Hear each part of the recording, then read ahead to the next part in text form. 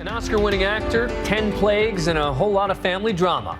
Tonight, Christian Bale takes us inside Exodus. It's one of the most epic stories of all time. And as you're about to see, one that makes for some pretty epic movie material, too. Here's ABC's Chris Connolly. Action! I came here to tell you that something is coming that I cannot control. Who are you talking to? God. As played by 40-year-old Christian Bale in director Ridley Scott's Exodus, Gods and Kings, Moses reshapes history as much as any mortal has. Do not call them animals! He was so much more human than I'd ever imagined. Had all the sort of temptations and indulgences that he'd grown up with. Follow me and you will be free! You know, absolutely seen as a freedom fighter. Yes! Hebrews, but terrorist in terms of the Egyptian Empire. Moses has been an inspirational icon for liberation movements throughout history, and is a central figure in 3 of the world's great religions. Whether or not such a man walked these deserts, leading God's chosen people across the Red Sea, out of bondage and into freedom, the Moses of the Old Testament is daunting as he challenges an empire, his God, and himself. Well, what would happen to Moses if he arrived today? Drones would be sent out after him, right? Exodus, Gods and Kings captures that Moses, the enemy of the state, after he's dispatched into exile, where he falls in love and starts a family. What's the most important thing in your life? You are. We should concentrate our strength in the center. We should concentrate yours on fighting. Just leave the generalship to me. Moses begins the film all but blood brothers with Ramses, besting him on the battlefield.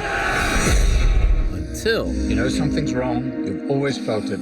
the revelation that he is a Hebrew transforms his life. Your parents never told you the truth. What truth? The year of your birth, there was a prophecy that our leader would be born to liberate us. That leader is you, Moses. Steve Zalian wrote this, and what he is writing is a story of revolution. And that's a story that can resonate no matter what the time. I love creating universes or worlds. The baffling majesty of Egypt, I thought that's a real challenge. First challenge, getting a commitment from Bale, an A-lister after The Dark Knight. One day I called him up and said, I want you to consider this idea of playing Moses. It was such a ridiculous idea. So there was this gigantic silence. I think he muttered something. What, like some abstract, like, different take on it? Or just sandals and the beard Moses? And he went, sandals and the beard Moses.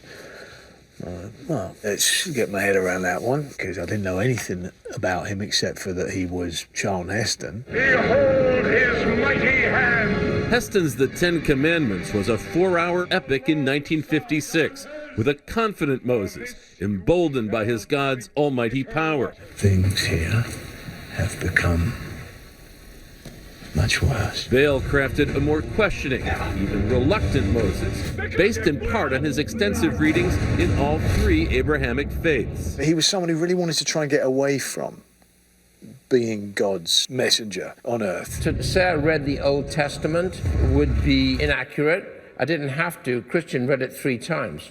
So I used to hear it every day, what I didn't know and what we should be doing. Moses and God are arguing nonstop. God is disappointed with Moses. How those conversations are depicted using an 11-year-old actor might be Scott's boldest move. I cannot have rushing clouds and a voice coming from up there. I just don't buy that. And yet he must deal with some kind of messenger.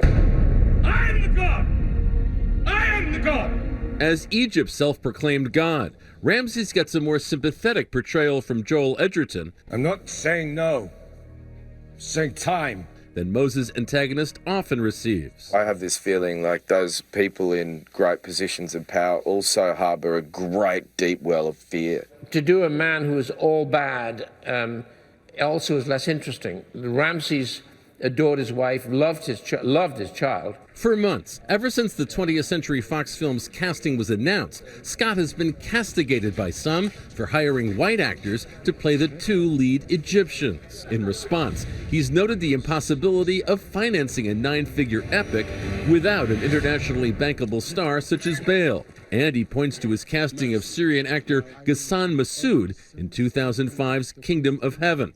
As if to splash kerosene on the embers, Fox chairman Rupert Murdoch weighed in on Twitter over the weekend. Moses' film attacked for all-white cast, he wrote. Since when are Egyptians not white? All I know are. The subsequent firestorm led the mogul to soften his stance and suggest that everyone calm down. How have you guys dealt with the issue that's been raised about your casting? That two Caucasian men are playing the lead roles in a story about people from the Middle East. Look, you look at the existing mummy of Ramesses, and he has red hair, that certain pharaohs would have had green eyes and light skin, and Ridley and I had a lot of discussions. What the movie stands to say is so much more important than any of those debates. It is such an important story of revolution. I wouldn't bloody last in the Sinai Desert for more than 40 minutes, let alone 40 years, I would just be one big, blister, as would Ridley. But I very much like what Ridley said. Would Egypt not have been a melting pot of the Middle East, of Europe, and of Africa? And I think that any debate about that is healthy, But please go see the film before you make judgment. With an eye towards plausibility, Scott has crafted the plagues. Still, it's the climactic transformation of the Red Sea that most amazes. You can't simply have the Gulf actually just part. You just can't do that. Now we know, and we are familiar with, the brutality of a tsunami and how fast it can drain. So I figured it was logical. Yet for all its visual grandeur, the film rests on the shoulders of its Moses, even if the Oscar-winning Bale never feels all that confident. Again! God, I wish I had a technique, because I just wing it every time. When I'm arriving on the set and I'm looking and I'm going, I'm Moses, all right? And I've got to go down there and convince everyone that it was worth building these sets, for the performances that we're going to give. Now they've got to watch me come in and do my job. How am I going to sell them on that? He's going to run away with the glory. It's going to be fine. I'm Chris Connolly for Nightline in Los Angeles. Exodus: Gods and Kings will be in movie theaters December 12th.